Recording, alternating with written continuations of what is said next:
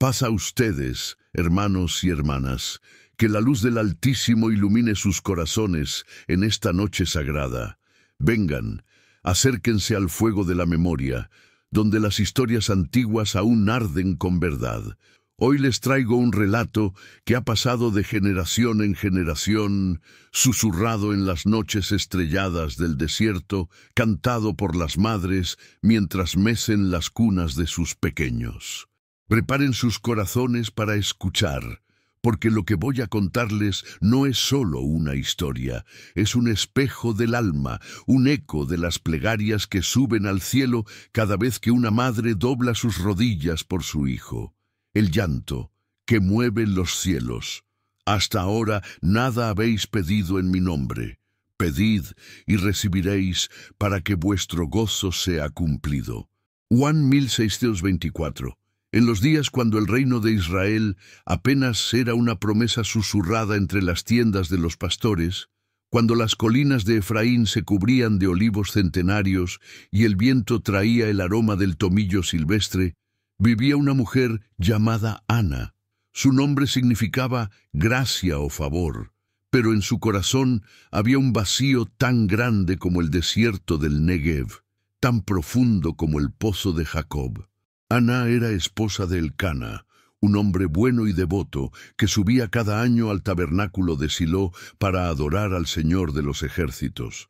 Pero Ana cargaba una cruz invisible que nadie más podía ver completamente, una herida que sangraba en silencio cada mañana al despertar.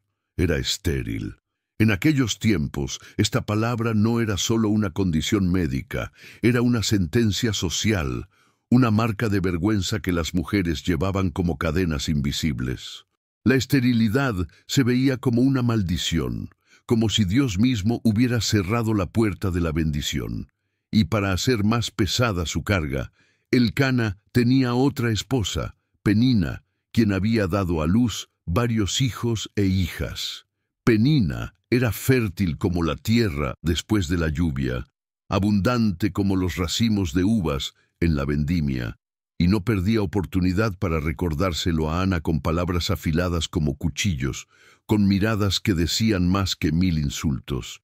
Ana vivía en la pequeña aldea de Ramá, donde las casas se amontonaban unas contra otras como ovejas, buscando protección del frío nocturno.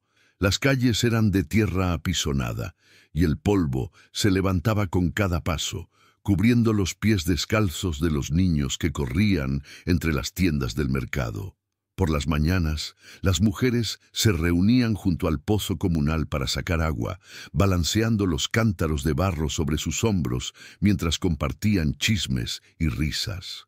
Ana también iba al pozo, pero sus visitas eran breves, sus conversaciones escasas. ¿Cómo podía reír cuando cada niño que veía era un recordatorio de su vacío?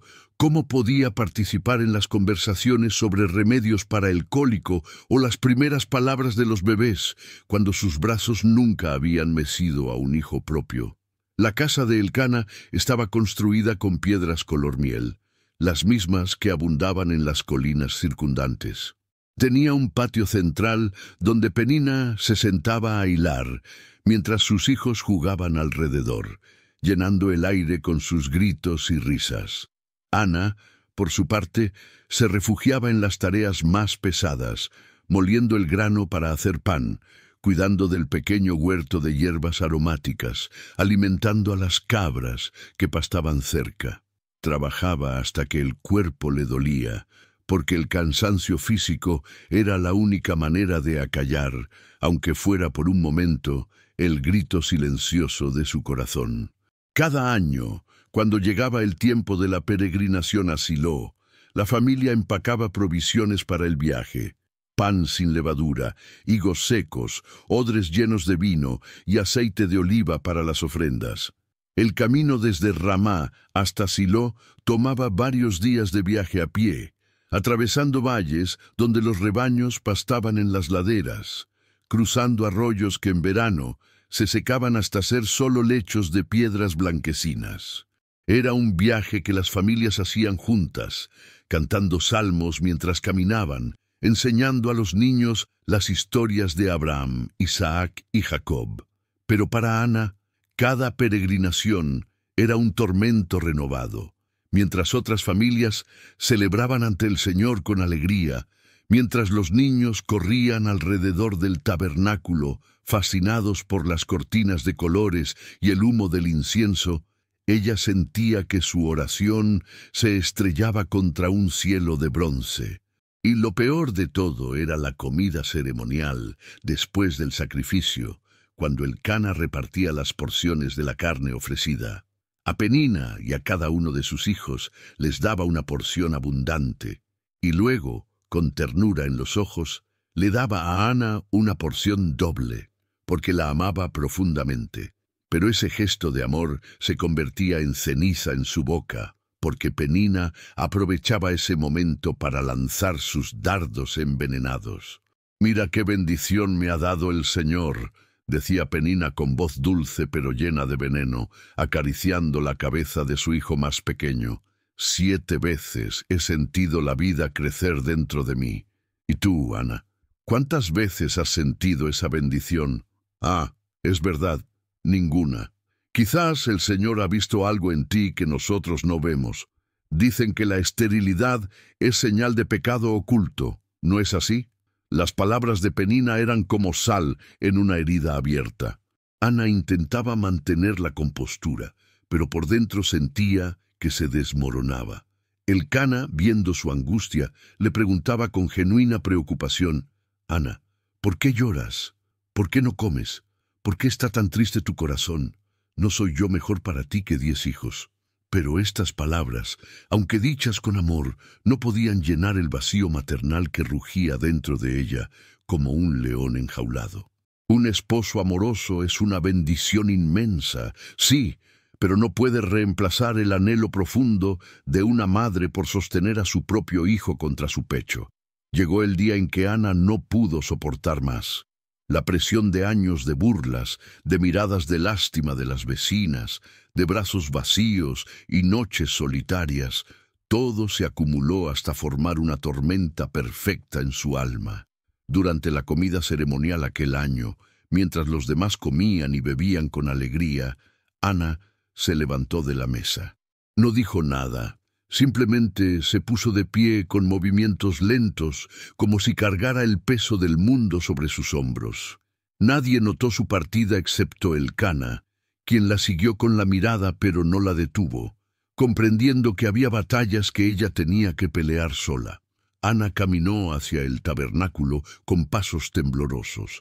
El sol comenzaba a ponerse, tiñendo el cielo de naranja y púrpura, colores de fuego que parecían reflejar el incendio de su corazón.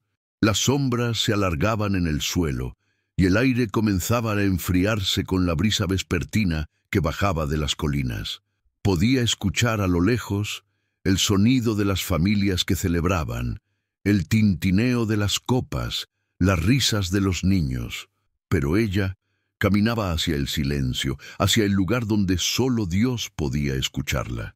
El tabernáculo de Silo era el centro de la adoración en Israel antes de que se construyera el templo en Jerusalén. Era una estructura impresionante de cortinas de lino fino, sostenidas por columnas de madera de acacia recubiertas de oro. El atrio exterior estaba marcado por columnas de bronce, y en su interior ardía constantemente el fuego del altar de los holocaustos. El aroma del incienso se mezclaba con el olor de la carne asada de los sacrificios, creando una atmósfera única de lo sagrado mezclado con lo terrenal. Eli, el sumo sacerdote, estaba sentado en su silla junto al poste de la entrada. Era un hombre anciano, con barba larga y blanca como la lana recién lavada, con ojos cansados que habían visto generaciones pasar ante él. Sus ropas sacerdotales, bordadas con hilos de oro y escarlata, parecían demasiado pesadas para su cuerpo encorvado. Eli había servido en el tabernáculo por décadas, había ofrecido innumerables sacrificios, había escuchado miles de oraciones. Pero esa tarde estaba cansado, y su mente estaba preocupada por sus propios hijos, Ofni y Fines, quienes deshonraban el sacerdocio con su corrupción y codicia. Ana entró al tabernáculo, y algo en su interior se quebró. Todas las represas que había construido para contener su dolor se derrumbaron de golpe. Se postró ante el altar, su rostro tocando el suelo frío de piedra, y comenzó a orar. Pero no era una oración ordenada, con palabras cuidadosamente escogidas. Era un clamor desde lo más profundo de su ser, un grito silencioso que salía de su alma como agua de un manantial roto. Sus labios se movían frenéticamente, pero no salía sonido. Las lágrimas corrían por sus mejillas como ríos, empapando su velo y el suelo debajo de ella. Oh Señor de los ejércitos, gemía en su corazón, si tan solo miraras la aflicción de tu sierva, si me recordaras y no te olvidaras de mí, si me dieras un hijo varón, entonces yo lo dedicaré al Señor todos los días de su vida, y nunca pasará navaja sobre su cabeza. Era la oración de una mujer desesperada, dispuesta a hacer un voto que pocos harían. Estaba ofreciendo devolver a Dios el mismo regalo que tanto anhelaba, consagrarlo como nazareo desde su nacimiento, separado para el servicio divino. Mientras Ana oraba, algo extraordinario estaba sucediendo en el cielo, porque cuando una madre ora por su hijo, algo cambia en el orden del universo. Los ángeles detienen sus alabanzas para escuchar. El trono de Dios resplandece con un brillo más intenso. Porque Dios, el creador del cielo y la tierra, el que formó las estrellas con sus dedos y puso límites al mar, este Dios todopoderoso tiene un corazón de padre. Y cuando escucha el clamor de una madre, su corazón se conmueve de una manera que los humanos apenas pueden comprender. ¿Qué siente Dios cuando una madre ora por su hijo? Siente lo mismo que sintió cuando creó el primer amanecer, cuando pintó el primer arco iris después del diluvio, cuando prometió a Abraham que sus descendientes serían como las estrellas. Siente júbilo mezclado con ternura. Siente el deseo ardiente de responder, de intervenir, de transformar el dolor en baile. Porque Dios no es un ser distante e indiferente, sentado en un trono frío, observando el sufrimiento humano con indiferencia. Él es un padre que conoce cada lágrima, que cuenta cada suspiro, que guarda cada oración como si fuera un tesoro invaluable. En el cielo, los ángeles se asomaban desde las murallas de jaspe para presenciar este momento. Miguel, el príncipe de los ejércitos celestiales, inclinaba su cabeza con reverencia. Gabriel, el mensajero divino, esperaba con las alas extendidas, listo para descender con noticias de esperanza.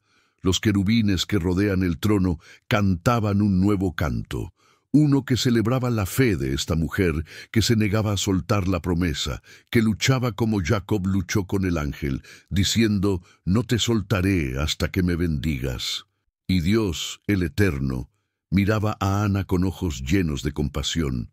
Él conocía su historia antes de que naciera. Había visto cada momento de humillación, había escuchado cada insulto de Penina, había contado cada lágrima derramada en secreto. Y más que eso, él conocía el futuro que Ana no podía ver. Sabía que de su vientre nacería Samuel, el profeta que cambiaría el destino de Israel, el que ungiría a los reyes, el que traería la palabra del Señor en tiempos de silencio. Todo el plan divino para una nación dependía de esta mujer quebrantada que ahora lloraba sobre el suelo del tabernáculo. Pero mientras Ana oraba con tal intensidad, Eli la observaba desde su asiento, y lo que vio lo alarmó. Veía a una mujer con los labios moviéndose rápidamente, pero sin escuchar palabras. Veía su cuerpo balanceándose, su rostro contorsionado por la emoción. En su mente cansada y hastiada por años de lidiar con gente corrupta que venía al tabernáculo a emborracharse durante las fiestas, Eli llegó a una conclusión equivocada. «¿Hasta cuándo estarás borracha?», le gritó con voz áspera, levantándose de su silla con dificultad. aleja de ti el vino y deja de hacer este espectáculo. Este es un lugar santo, no una taberna para que vengas a deshonrar con tu embriaguez.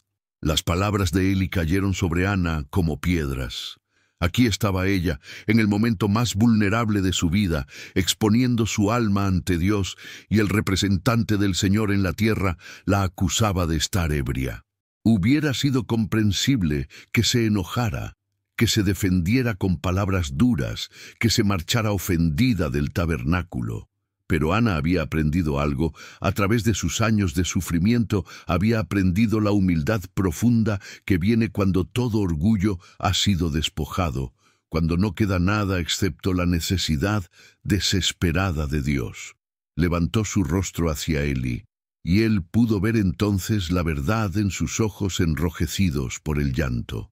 «No, Señor mío», respondió con voz quebrada, pero firme. «No es como piensas. No soy una mujer ebria, soy una mujer de espíritu angustiado. No he bebido vino ni licor, sino que he derramado mi alma delante del Señor.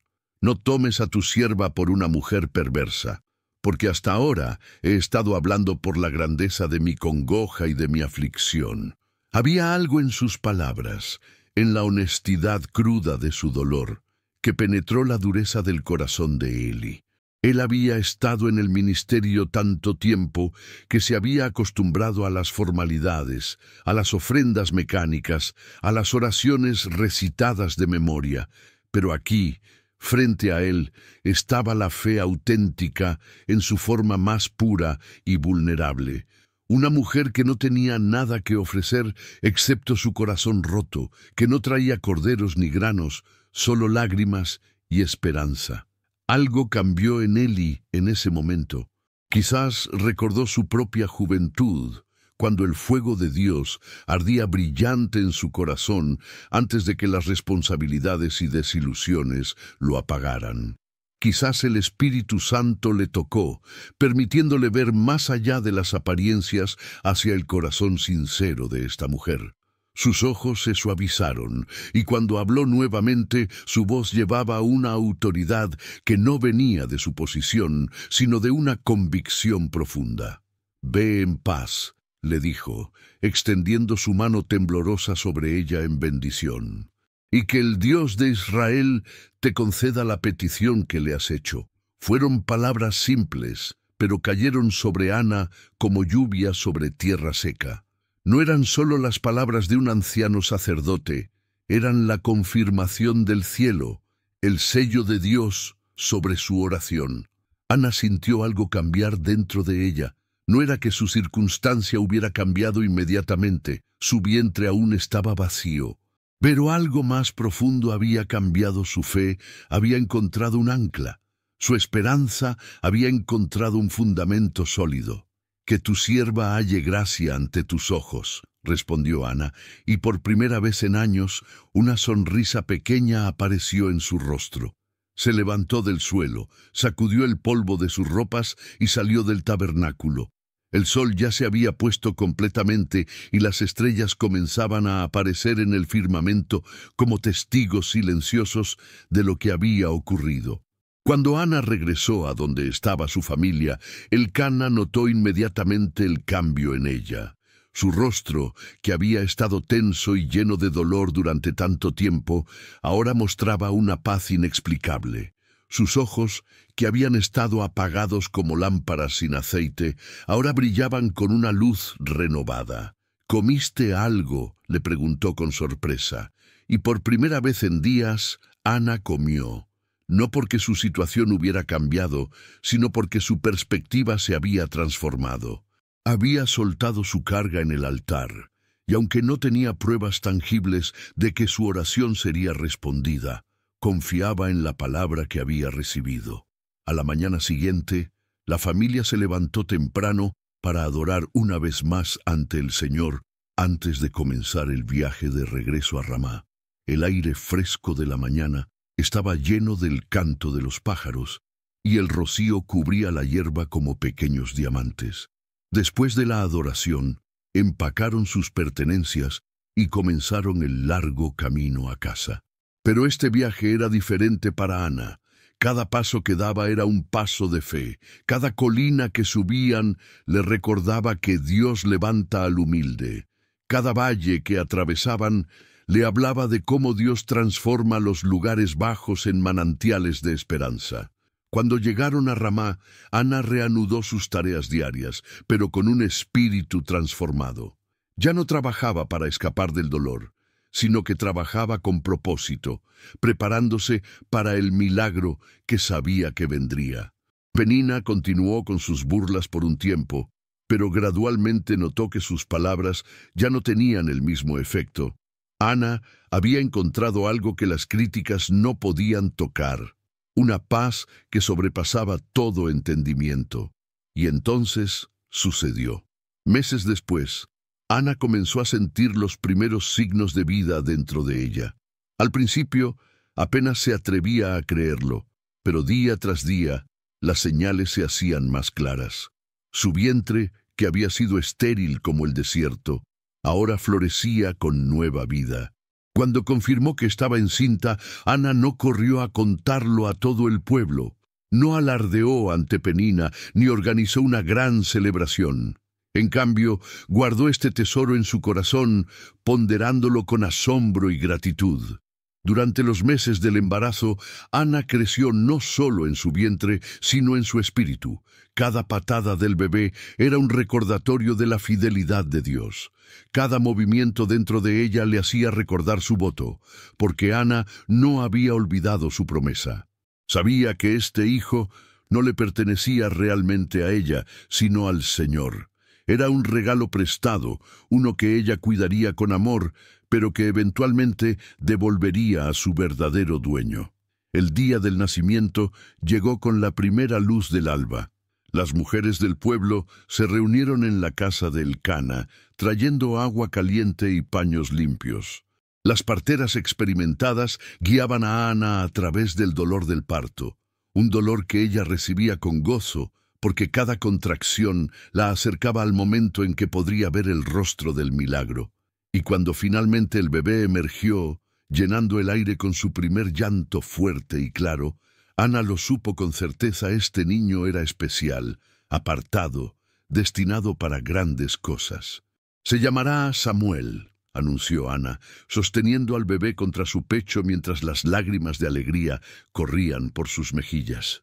«Porque lo pedí al Señor». El nombre Samuel significaba «oído por Dios», un recordatorio perpetuo de que Dios escucha las oraciones de los corazones quebrantados, que ningún clamor sincero cae en oídos sordos. La noticia del nacimiento se esparció rápidamente por Ramá. Las mujeres que antes habían mirado a Ana con lástima, ahora la miraban con admiración. Penina, confrontada con la evidencia innegable de la bendición de Dios sobre Ana, guardó silencio. No había nada más que decir. Dios había hablado de la manera más clara posible. Elcana estaba radiante de alegría. Finalmente tenía un hijo de Ana, la esposa que más amaba.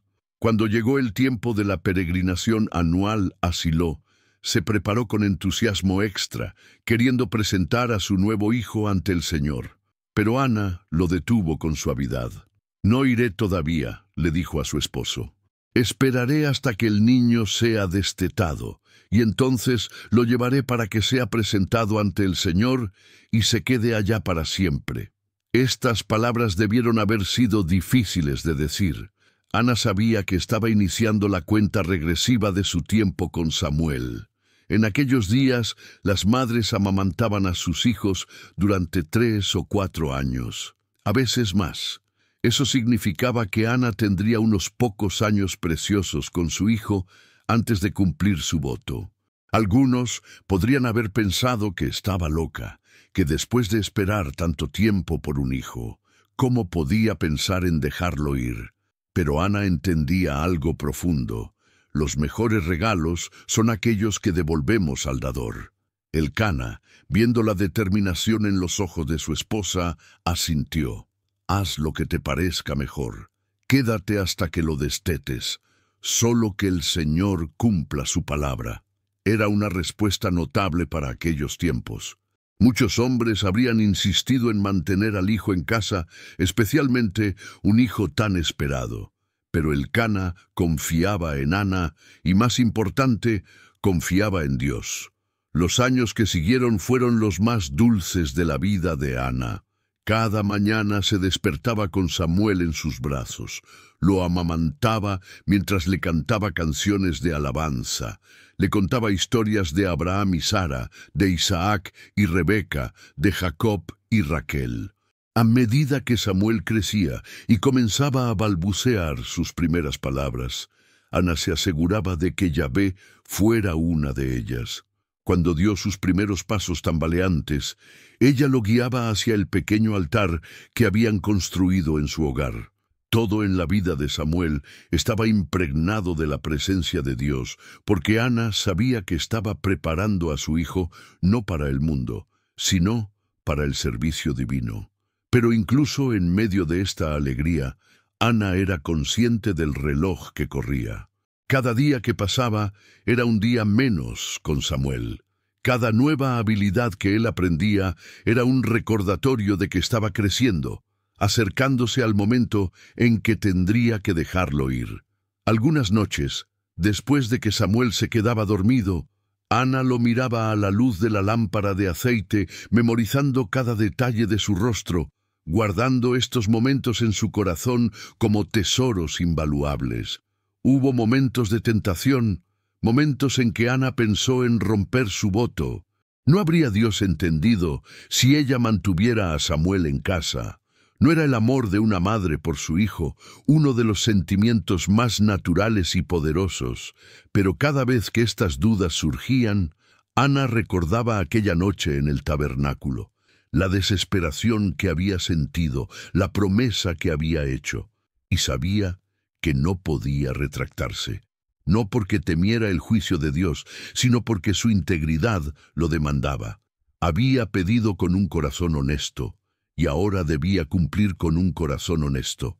Además, Ana comenzaba a ver que Dios tenía planes más grandes de lo que ella había imaginado.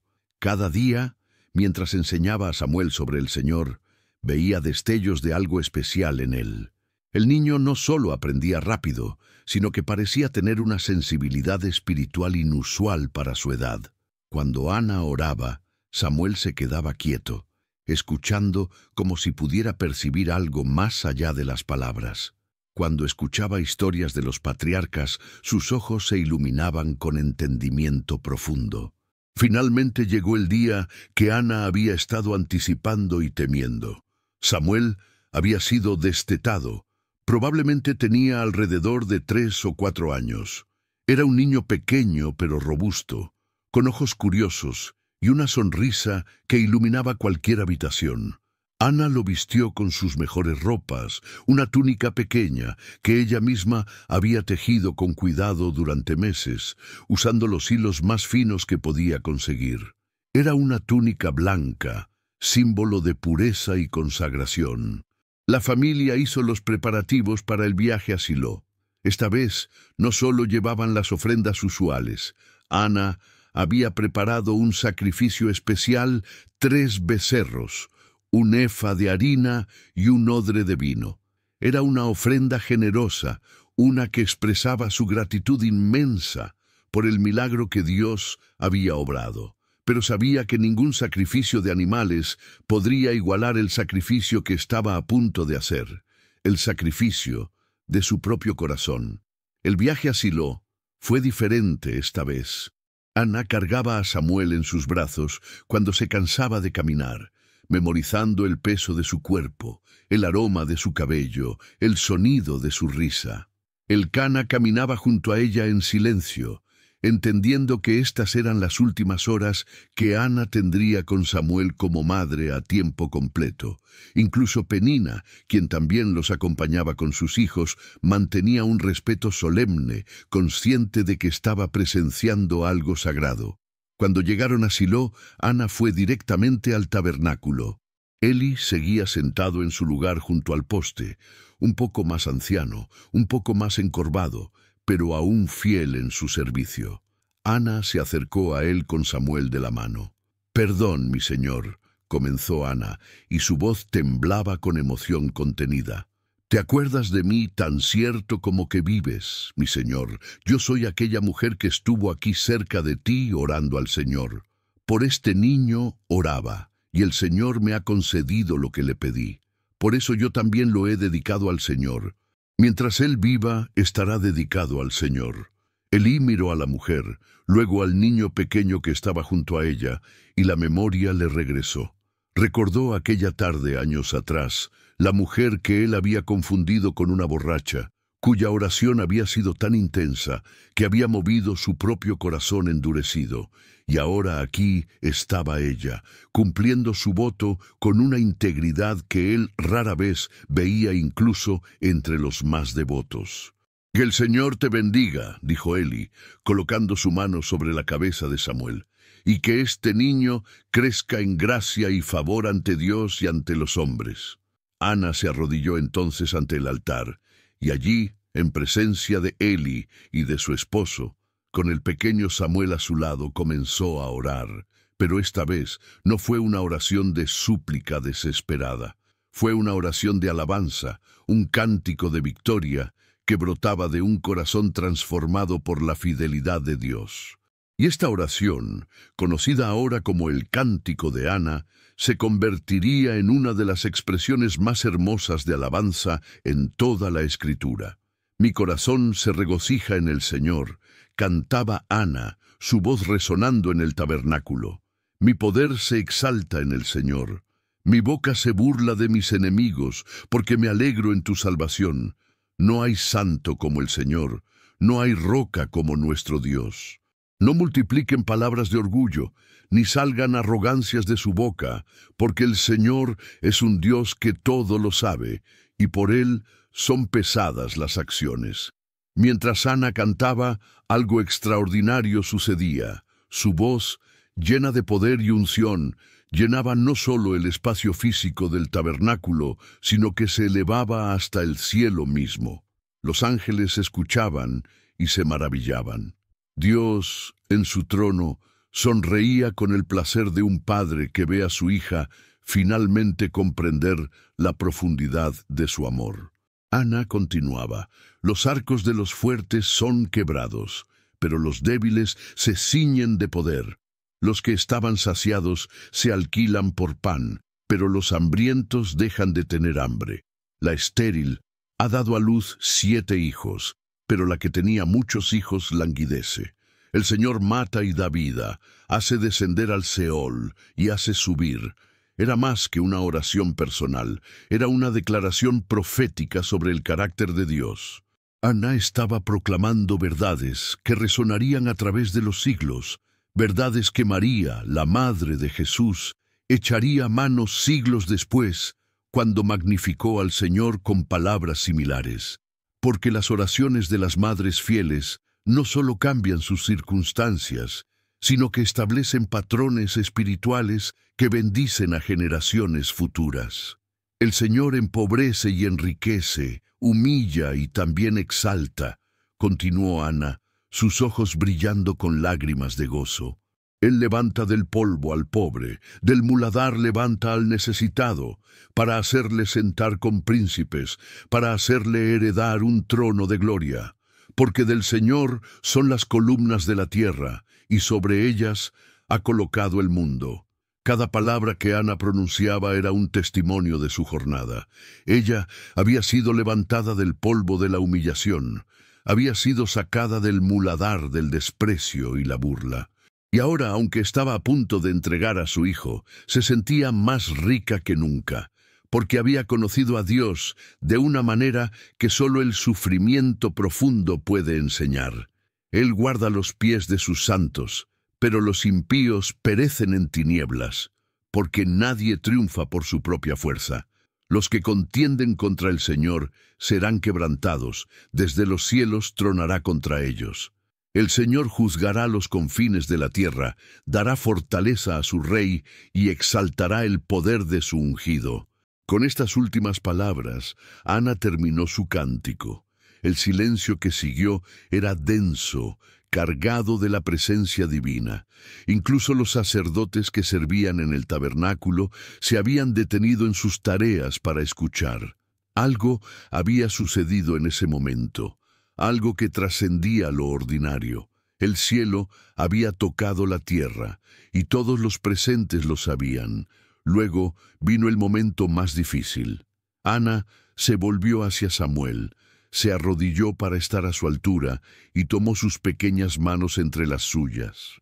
Miró esos ojos inocentes, ese rostro que era más precioso para ella que todas las riquezas del mundo. «Mi hijo», le dijo con voz temblorosa pero firme, «te he traído a la casa del Señor, donde vivirás y servirás. Eli, el sacerdote, cuidará de ti y te enseñará los caminos de Dios.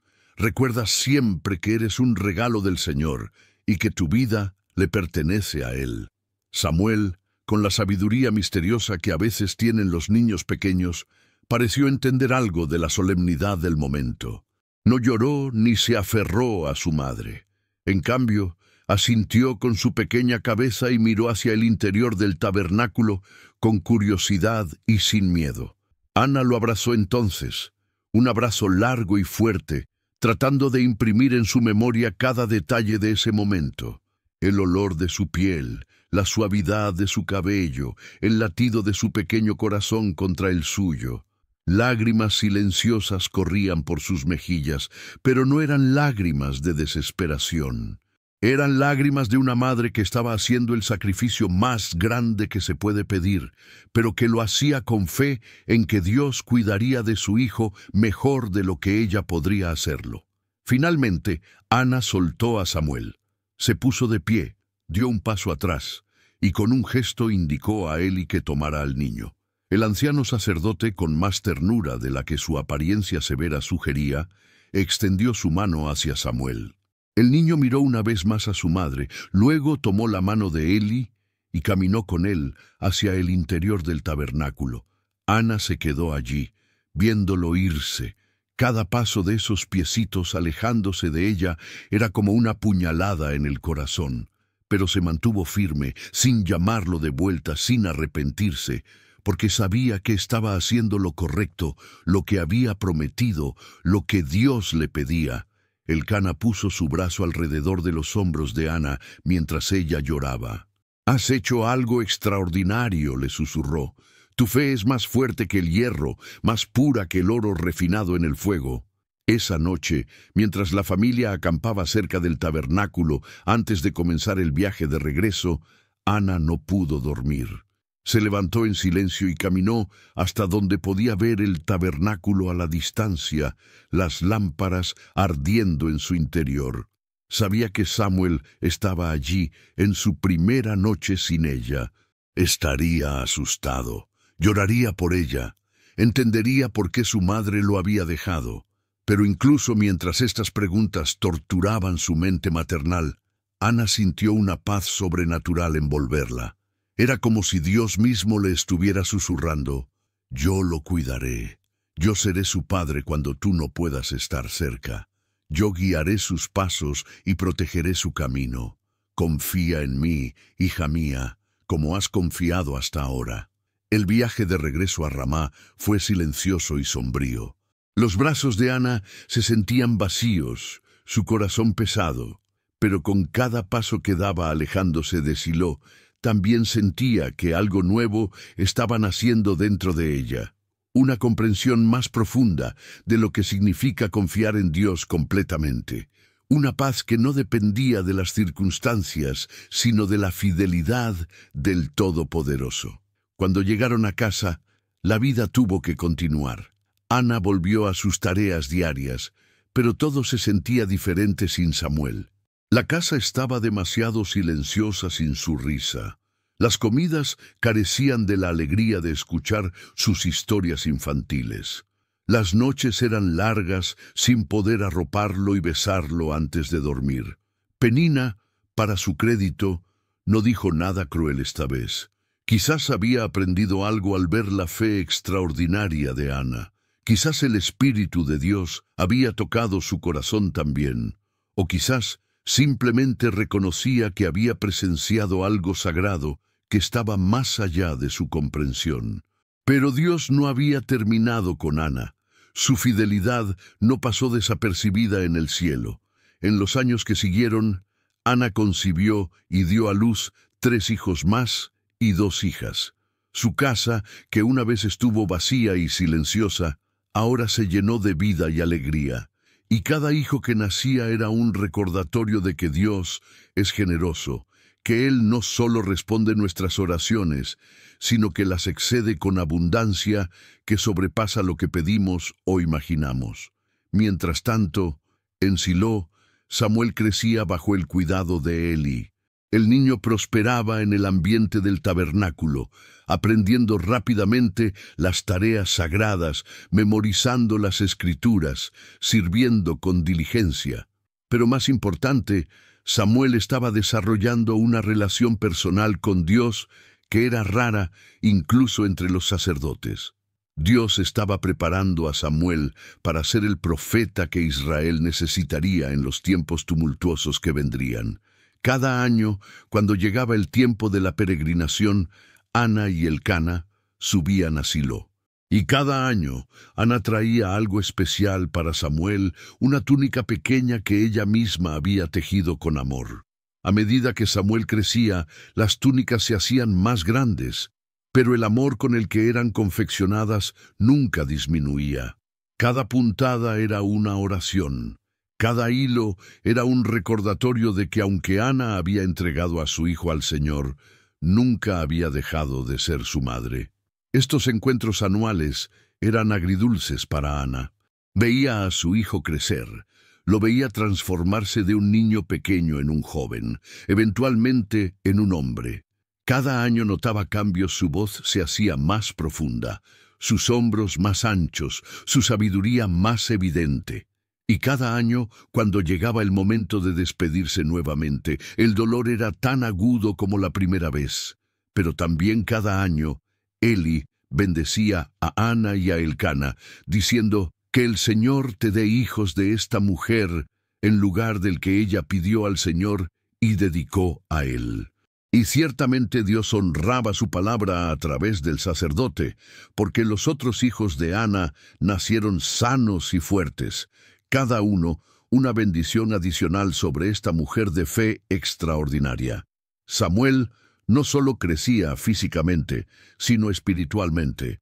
La Escritura dice que el joven Samuel iba creciendo en estatura y en gracia para con el Señor y para con los hombres. Era una descripción que siglos después se usaría también para Jesús, el Mesías.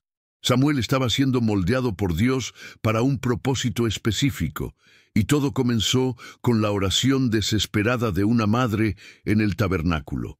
La vida de Eli, por otro lado, se volvía cada vez más difícil. Sus propios hijos, Ofni y Finés, continuaban deshonrando el sacerdocio con su corrupción e inmoralidad.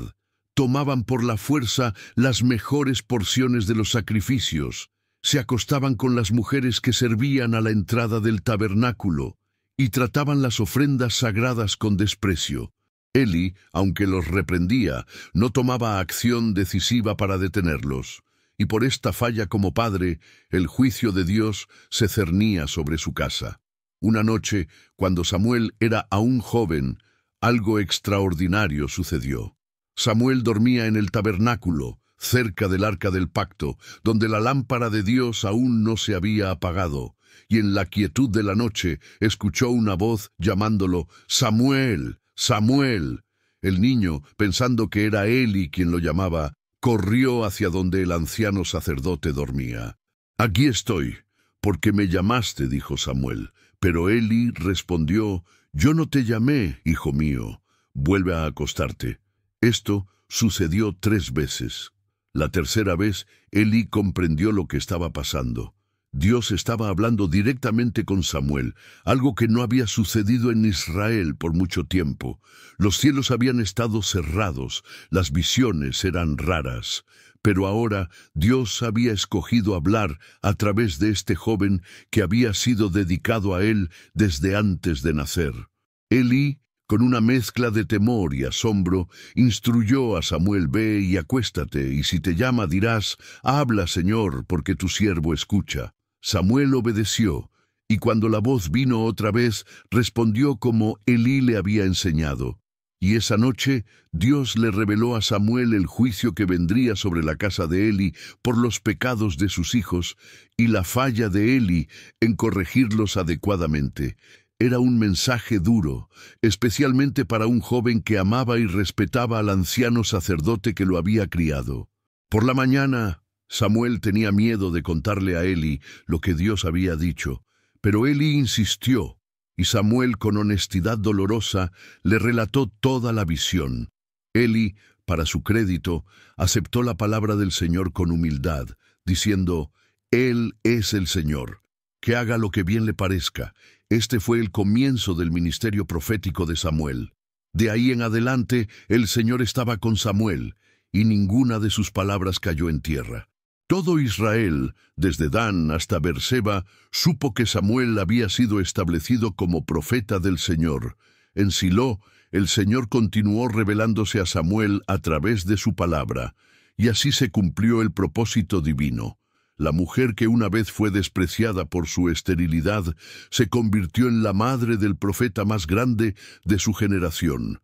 El niño que nació de una oración desesperada se convirtió en el hombre que guiaría a Israel en sus momentos más críticos. Samuel sería quien ungiría a Saúl como el primer rey de Israel, y luego, cuando Saúl falló, ungiría a David, el hombre conforme al corazón de Dios, de cuya línea eventualmente nacería el Mesías. Todo esto comenzó con una mujer quebrantada que se atrevió a llevar su dolor ante Dios. Una mujer que no aceptó su situación como definitiva, sino que luchó en oración hasta que el cielo respondió. Una mujer que cuando recibió lo que había pedido, tuvo la integridad de cumplir su voto, sin importar cuánto le costara. Los años pasaron, y Ana envejeció rodeada de sus otros hijos, viendo a sus nietos crecer alrededor de ella. La historia de su oración en Silo se contaba y recontar en las fogatas, se cantaba en las celebraciones, se susurraba entre las madres que enfrentaban sus propias luchas. Se convirtió en un símbolo de esperanza para todos los que se sentían olvidados, marginados o sin esperanza. Cuando Ana era ya una anciana, de cabello plateado y rostro surcado por las arrugas de una vida bien vivida, solía sentarse a la entrada de su casa en Ramá, observando a los niños jugar en las calles polvorientas. Y cuando las jóvenes madres venían a ella buscando consejo, especialmente aquellas que luchaban con la esterilidad o con otras cargas pesadas, Ana les contaba su historia una y otra vez. «No importa cuán oscura sea tu noche», les decía con voz suave pero firme, «siempre hay un amanecer esperando. No importa cuán pesada sea tu carga, Dios es más fuerte. No importa cuán desesperada sea tu situación, nunca estás más allá del alcance de su brazo salvador, pero debes orar, hija mía. Debes llevar tu dolor ante Él con honestidad total. No le presentes palabras bonitas y vacías. Dale tu corazón roto, tus lágrimas amargas, tu desesperación real, porque Él no teme tu dolor, Él lo redime». Y luego añadía, con una sonrisa que iluminaba su rostro anciano: «Y cuando Él responda tu oración, cuando te dé lo que has pedido, recuerda que todo es de Él. No aferres con puños cerrados lo que Dios te ha dado. Sosténlo con manos abiertas, dispuesta a devolverlo si Él lo pide. Porque lo que damos a Dios, Él lo multiplica y lo devuelve en formas que nunca imaginamos». Ana también les hablaba sobre el carácter de Dios, sobre lo que había aprendido en su jornada de fe. Cuando una madre ora por su hijo, les decía, sus ojos brillando con la sabiduría de quien ha conocido a Dios íntimamente, algo se mueve en el cielo. No porque nuestras oraciones manipulen a Dios o lo obliguen a hacer nuestra voluntad. No, es diferente. Es porque cuando oramos con corazón sincero, nuestro corazón se alinea con el corazón de Dios. Descubrimos que lo que deseamos es exactamente lo que Él ya deseaba darnos. La oración no cambia a Dios, nos cambia a nosotros. Dios no es un juez frío y distante, continuaba Ana, ni un rey cruel que disfruta viendo sufrir a sus súbditos. Es un padre amoroso cuyo corazón late con compasión por sus hijos. Cuando una madre llora, Él llora con ella. Cuando una madre clama por su hijo, Él ya está en movimiento, orquestando circunstancias, preparando respuestas, tejiendo milagros, porque Él es el Dios que ve, el Dios que escucha, el Dios que responde. Las mujeres que venían a Ana a menudo se iban con lágrimas de esperanza en lugar de lágrimas de desesperación. Su historia les daba el coraje para seguir orando, para seguir creyendo, para seguir confiando cuando todo parecía perdido. Pero Ana también era honesta sobre el costo del discipulado. El camino de la fe no es fácil, advertía. Dios responderá tus oraciones, sí, pero a veces la respuesta viene con sacrificios que no anticipaste. Me dio a Samuel, pero también me pidió que lo devolviera. Me bendijo con otros hijos, pero primero tuve que confiar en él con el único que tenía. No te prometo que tu camino será sin dolor. Te prometo que el dolor tendrá propósito y que Dios caminará contigo a través de cada valle oscuro. En sus últimos años, Ana tuvo el privilegio de ver el impacto completo de su oración.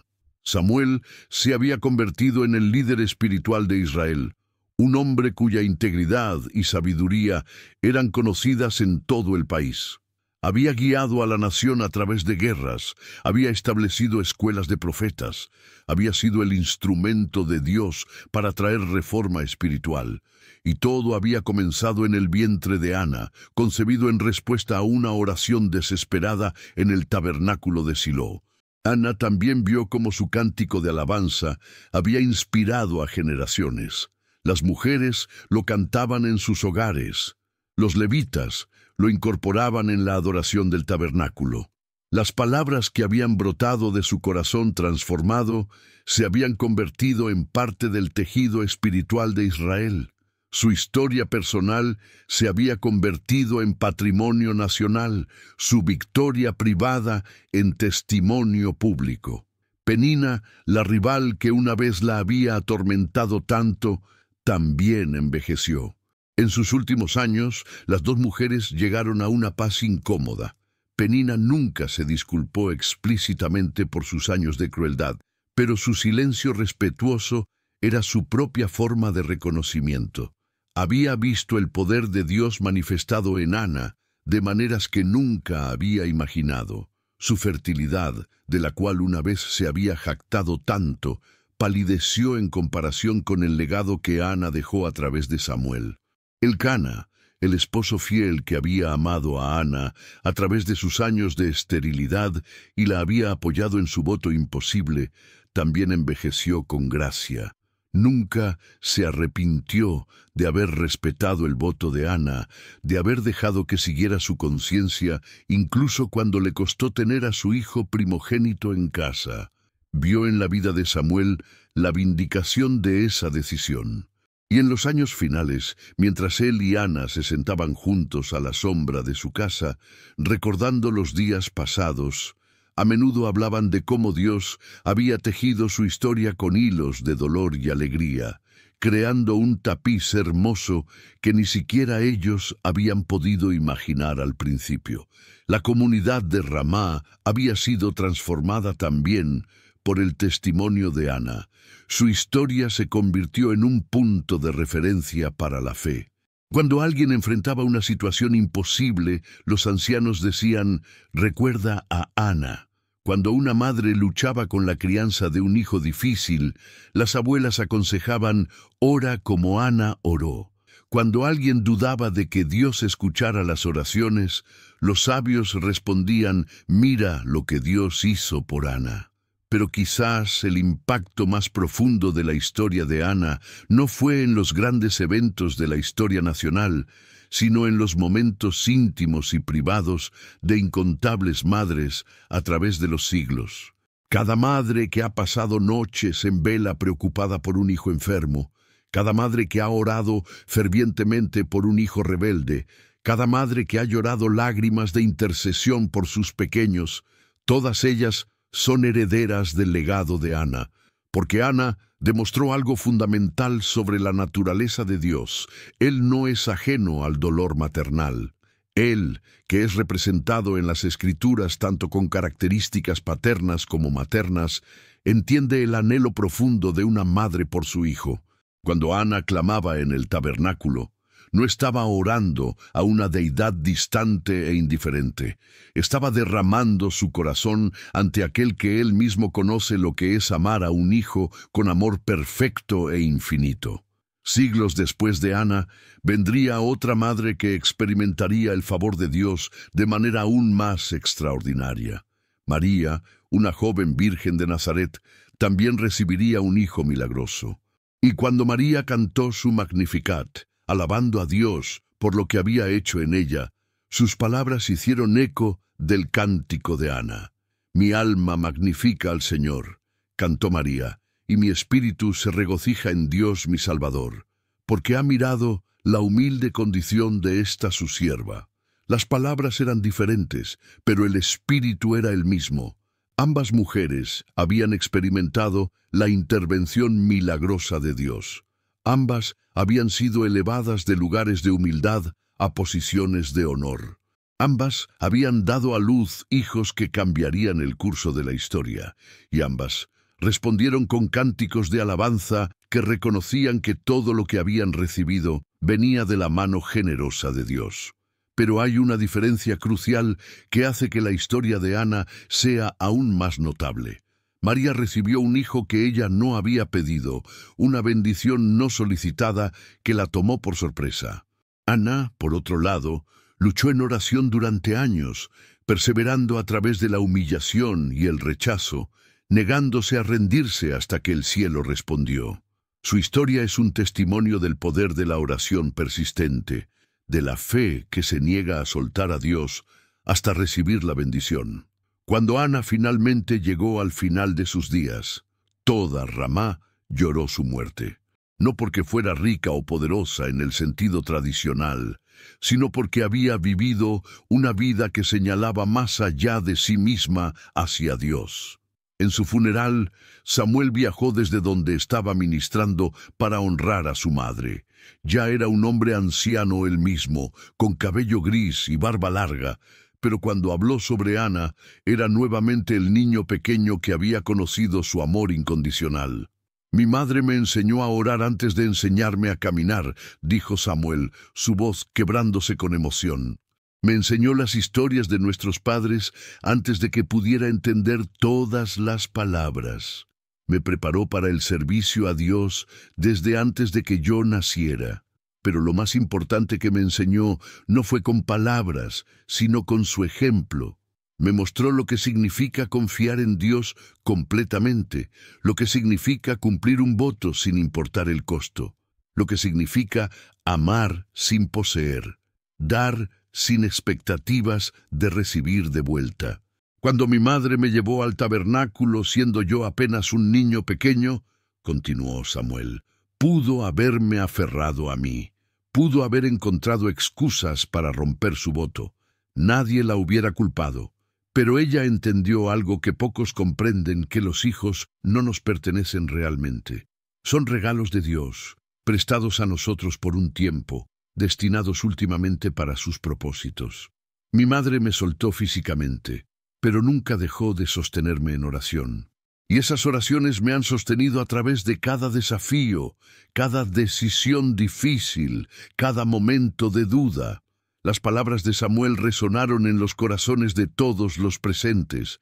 Muchos lloraban abiertamente, no solo por la pérdida de Ana, sino porque su historia les había tocado profundamente, les había cambiado, les había mostrado un camino de fe que no conocían que existía.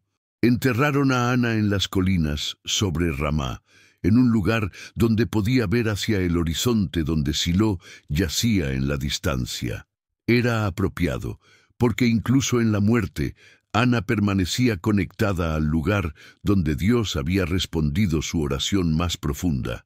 En su tumba simple, marcada solo con una piedra, se reunían madres de generaciones futuras para orar por sus propios hijos, buscando el mismo Dios que había escuchado a Ana. Pero el verdadero monumento a Ana no era de piedra. Era el legado viviente que dejó a través de Samuel y por extensión a través de David y eventualmente a través de Jesús mismo, quien descendió de la línea davídica. Cuando María dio a luz al Salvador del mundo en un pesebre en Belén, cuando ese niño creció para enseñar sobre el reino de Dios, cuando Jesús murió en la cruz y resucitó al tercer día, todo eso estaba conectado, en un sentido muy real, a las oraciones de una mujer estéril en un tabernáculo antiguo. La historia de Ana nos enseña verdades eternas sobre la naturaleza de la oración, especialmente las oraciones de las madres. Nos enseña que Dios no mide la efectividad de nuestras oraciones por su elocuencia, sino por su sinceridad.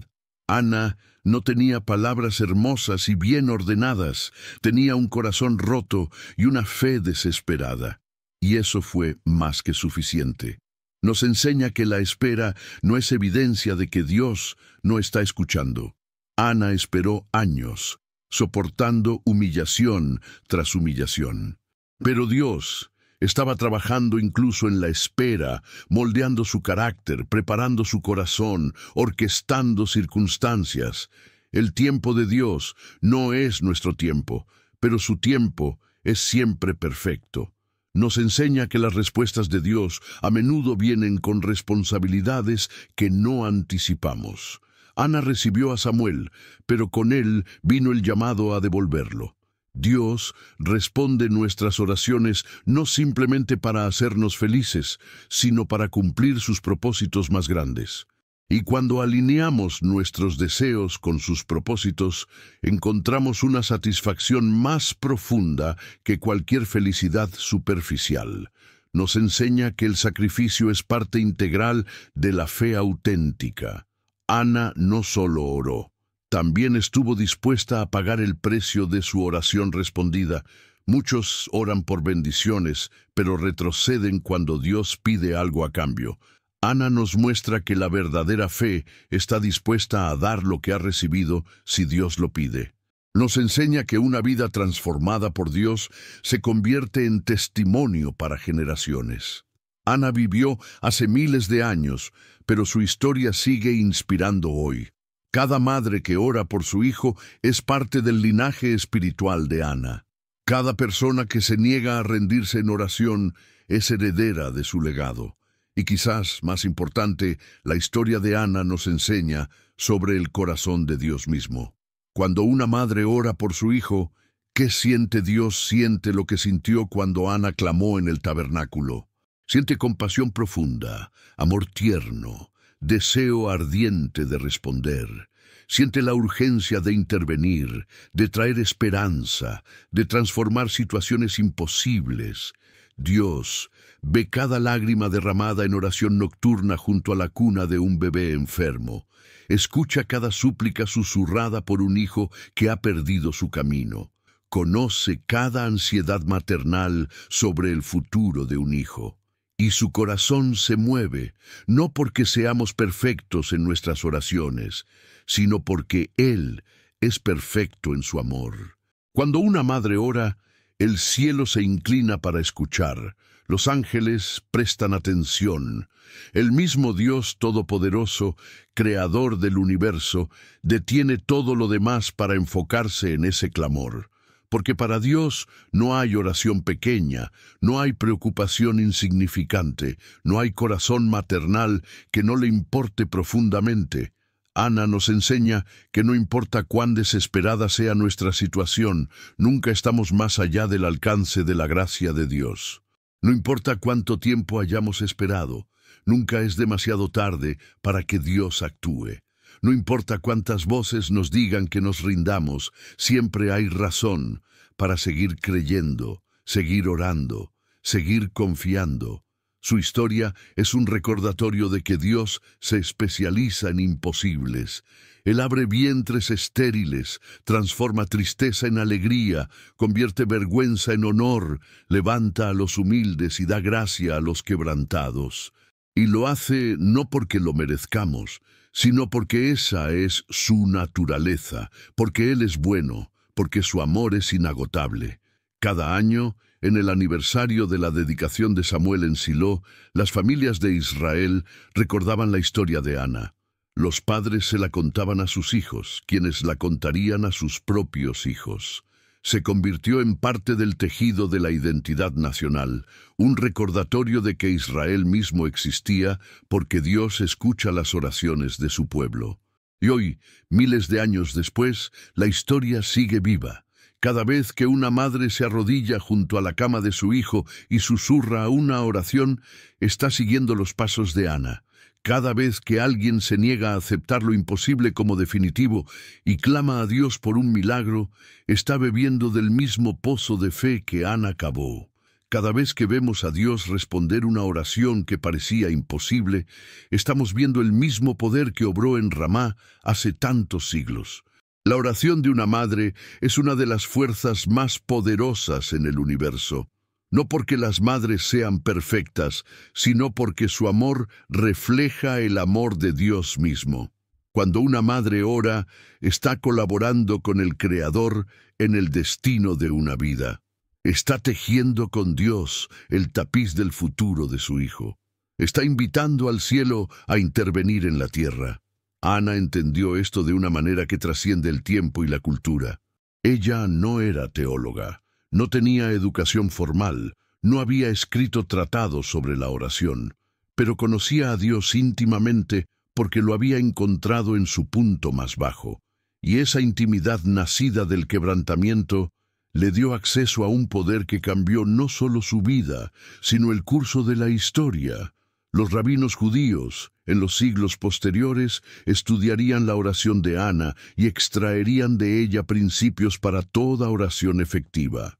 Notaban cómo ella había orado con todo su ser, no solo con palabras, sino con su cuerpo entero, balanceándose en agonía espiritual. Observaban cómo había sido específica en su petición, no vaga o general. Admiraban cómo había hecho un voto, comprometiéndose a un curso de acción si Dios respondía. Y sobre todo, se maravillaban de su persistencia, cómo no se había dado por vencida, a pesar de años de silencio aparente. Si quieres aprender a orar, decían los maestros antiguos, estudia a Ana. Ella es el modelo de intercesión, el patrón de fe perseverante, el ejemplo de cómo acercarse al Altísimo con humildad y honestidad. Y así, la mujer que una vez fue despreciada se convirtió en maestra de generaciones. La que fue ridiculizada se convirtió en modelo de fe. La que fue considerada maldita se convirtió en ejemplo de bendición. Porque Dios tiene una manera peculiar de tomar lo que el mundo rechaza y convertirlo en lo que el reino celebra. En las generaciones que siguieron a Ana, madres de todas partes llevaban sus corazones rotos ante Dios, inspiradas por su ejemplo. Cuando la madre de Sansón, estéril como Ana, clamó por un hijo, Dios respondió. Cuando Elizabeth, ya anciana, anhelaba un hijo, Dios le dio a Juan el Bautista. El patrón se repetía una y otra vez mujeres que se atrevían a creer que Dios podía hacer lo imposible, y Dios demostrando que ese atrevimiento no era en vano. Pero no eran solo las madres estériles las que aprendían de Ana. Eran también las madres cuyos hijos estaban enfermos, perdidos, rebeldes, en peligro. Eran las madres que enfrentaban decisiones imposibles sobre el futuro de sus hijos. Eran las madres que tenían que soltar a sus hijos para que pudieran cumplir sus destinos, aunque eso rompiera sus corazones. Todas encontraban en Ana una hermana espiritual, alguien que había caminado antes que ellas por senderos de dolor y fe. Samuel, por su parte, nunca olvidó las lecciones que aprendió de su madre en aquellos primeros años preciosos. Aunque fue criado por Eli después, fueron las semillas plantadas por Ana las que dieron fruto en su carácter. Su integridad inquebrantable reflejaba la integridad que vio en su madre.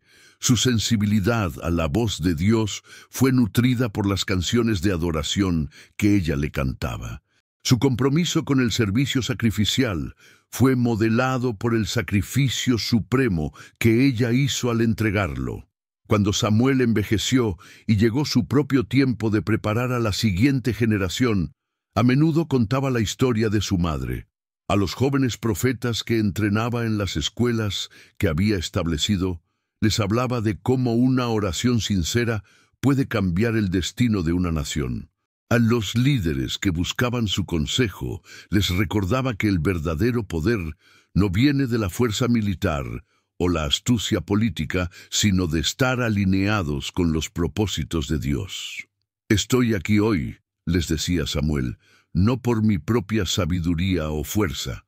Estoy aquí porque mi madre oró, porque ella creyó cuando no había razón para creer, porque ella confió cuando todo parecía perdido, porque ella estuvo dispuesta a dar lo más precioso que tenía para honrar a Dios. Cada uno de ustedes existe porque alguien oró. Cada uno de ustedes tiene un propósito porque Dios respondió el clamor de un corazón. Nunca olviden el poder de la oración, especialmente las oraciones de aquellos que nos aman.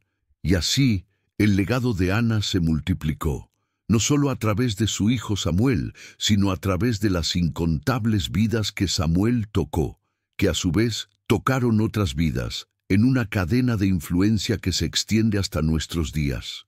Cada profeta que Samuel entrenó llevaba consigo algo del espíritu de Ana. Cada líder que Samuel aconsejó había sido indirectamente moldeado por las oraciones de aquella mujer en Silo.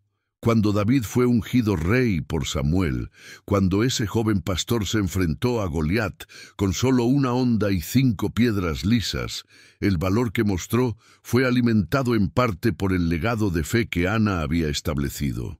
Cuando David escribió sus salmos, sus palabras sobre Dios, escuchando el clamor de los afligidos, hacían eco de la experiencia de Ana. Cuando David pecó y se arrepintió, su confianza en que Dios perdonaría estaba fundada en el entendimiento de que Dios es un Padre amoroso, no un juez cruel, una verdad que Ana había vivido y proclamado. La línea continuó.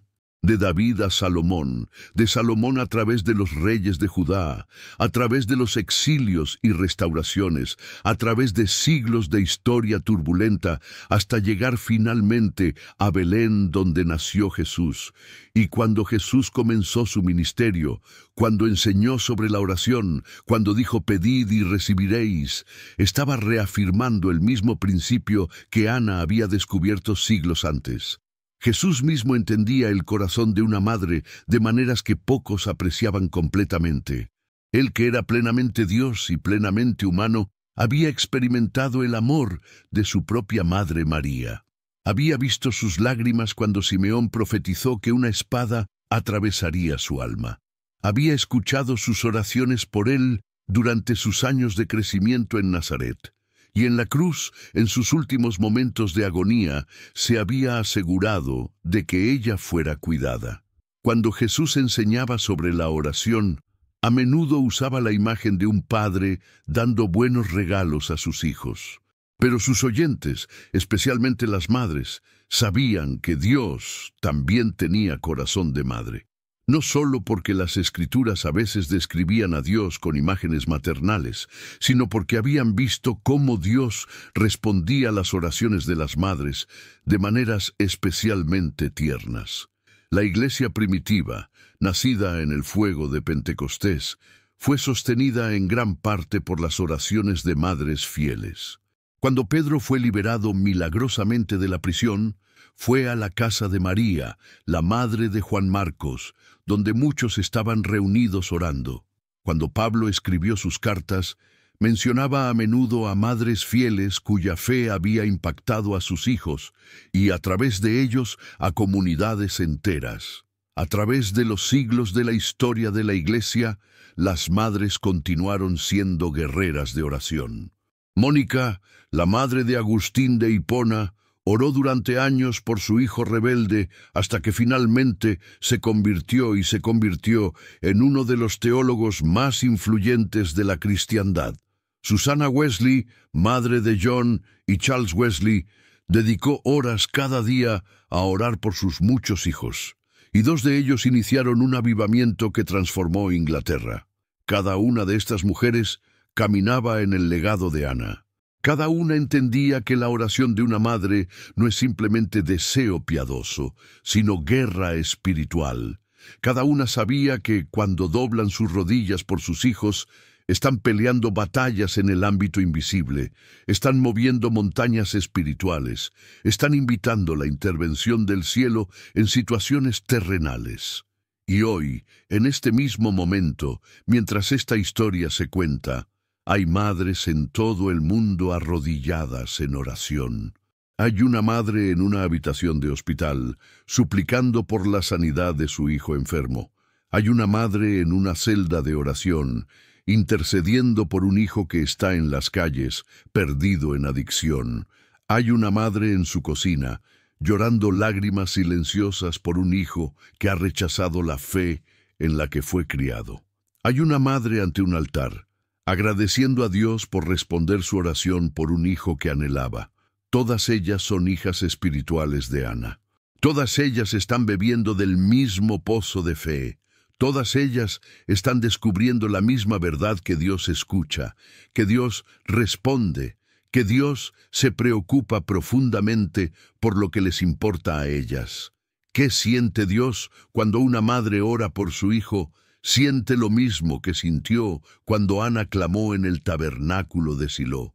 Su corazón se conmueve con compasión, sus ojos se llenan de amor, su poder se activa en respuesta a la fe.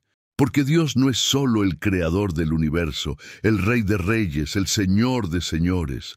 Él es también el Padre que conoce cada lágrima, el que guarda nuestras oraciones como incienso precioso, el que se deleita en responder los clamores de sus hijos. Cuando una madre ora, Dios ve no solo la petición inmediata, sino el cuadro completo. Ve el niño que la madre sostiene en sus brazos y también ve al adulto en que ese niño se convertirá. Ve los desafíos presentes y también las victorias futuras. Ve el dolor del momento y también el propósito eterno que está siendo forjado a través de ese dolor. Y Dios responde. No siempre de la manera que esperamos, no siempre en nuestro tiempo, no siempre con un sí inmediato. A veces dice, espera, enseñándonos paciencia y fortaleciendo nuestra fe. A veces dice, tengo algo mejor, porque su visión es más amplia que la nuestra. Y a veces dice, sí, esto es exactamente lo que he estado esperando que pidas, y derrama bendiciones que sobrepasan todo lo que imaginamos. Pero siempre, siempre, Dios escucha. Ninguna oración de una madre cae en oídos sordos. Ninguna lágrima derramada en intercesión es desperdiciada. Cada palabra susurrada en la oscuridad de la noche es escuchada en las cortes del cielo. Cada súplica desesperada encuentra respuesta en el corazón del Padre. Esta es la herencia que Ana dejó. No solo la historia de una mujer que recibió un hijo, sino el testimonio eterno de que Dios es fiel, que la oración funciona, que la fe es recompensada, que ninguna situación es demasiado difícil para Él. Y así, mientras el sol se pone sobre las colinas de Israel, mientras las sombras se alargan y las estrellas comienzan a aparecer en el firmamento, podemos imaginar el espíritu de Ana descansando en paz. Su trabajo en la tierra está completo, pero su legado continúa. Cada vez que una madre ora, Ana vive nuevamente. Cada vez que un corazón quebrantado clama a Dios y recibe respuesta, la historia de Ana se reescribe en nueva tinta. Porque al final, la historia de Ana no es solo acerca de ella, es acerca de nosotros. Es acerca de cada persona que alguna vez ha sentido que no hay esperanza, que ha enfrentado lo imposible, que ha sido humillado o rechazado o considerado sin valor. Es el recordatorio de que con Dios siempre hay esperanza. Con Dios, lo imposible se convierte en posible. Con Dios los últimos serán primeros, los humildes serán exaltados, los quebrantados serán sanados. Es la promesa de que nuestras oraciones importan, que nuestra fe tiene poder, que nuestro Dios es bueno. Es la seguridad de que cuando clamamos a Él con corazones honestos, Él responde. Puede que no sea de inmediato, puede que no sea como lo planeamos, pero siempre será perfecto porque viene de aquel que es perfecto en sabiduría y amor. Y así, queridos hermanos y hermanas, cuando se encuentren en sus propios momentos de desesperación, cuando enfrenten sus propias batallas imposibles, cuando sientan que sus oraciones rebotan contra un cielo de bronce, recuerden a Ana. Recuerden que ella también pasó por el valle oscuro. Recuerden que ella también lloró lágrimas amargas. Recuerden que ella también esperó durante lo que parecía una eternidad. Pero también recuerden cómo su historia terminó. Recuerden el cántico de alabanza que reemplazó su llanto. Recuerden al hijo que nació de su oración. Recuerden el legado que dejó, no solo en su familia, sino en toda una nación, en toda la historia de la redención.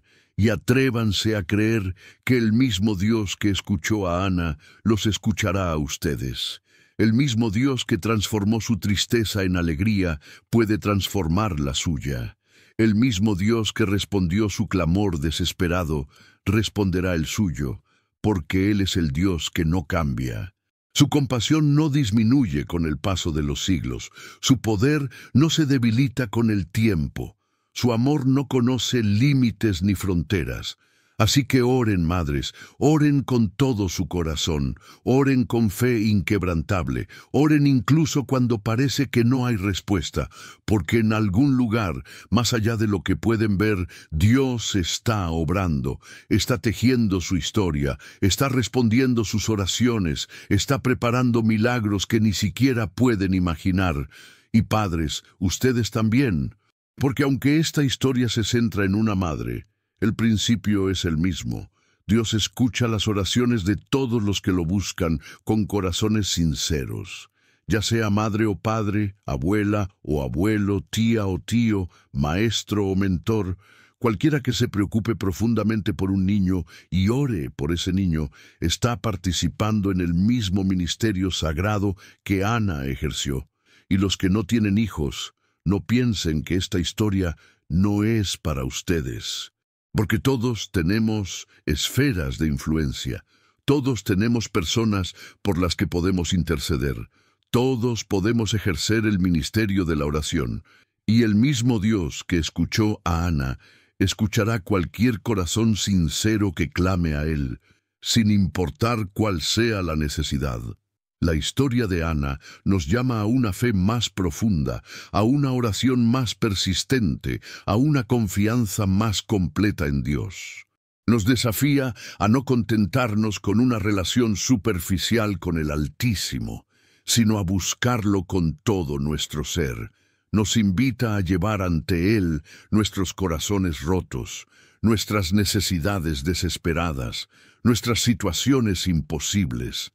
Y nos promete que cuando lo hagamos, cuando nos atrevamos a confiar en Él completamente, cuando estemos dispuestos a rendirle todo, incluso las cosas más preciadas, Él responderá de maneras que transformarán no solo nuestras vidas, sino potencialmente las vidas de generaciones futuras. Esta es la verdad eterna que resuena desde las colinas de Ramá hasta nuestros corazones. Hoy Dios escucha. Dios responde. Dios es fiel. Y cuando una madre o cualquier persona ora con fe sincera, los cielos se mueven, los ángeles prestan atención, y el corazón mismo de Dios late con amor y compasión por aquellos que lo buscan. Hasta ahora nada habéis pedido en mi nombre. Pedid y recibiréis, para que vuestro gozo sea cumplido. Juan 1624.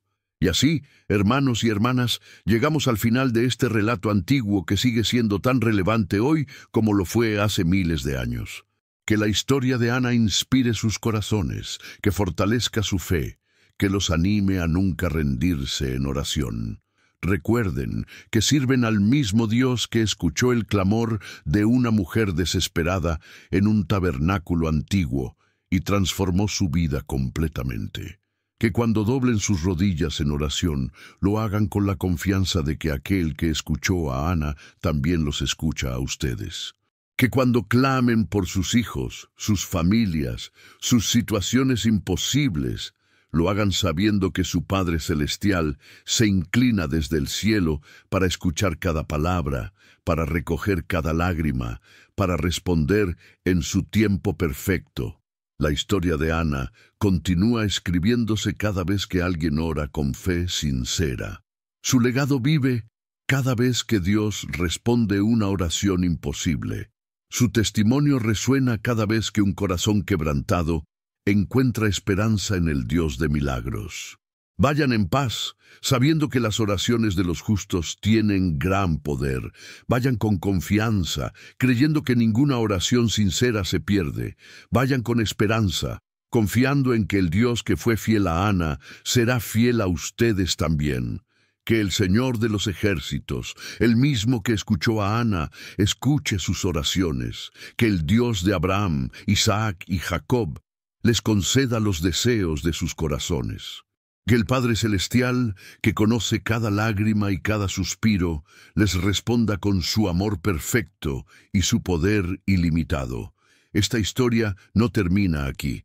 Continúa en sus vidas, en sus oraciones, en su fe.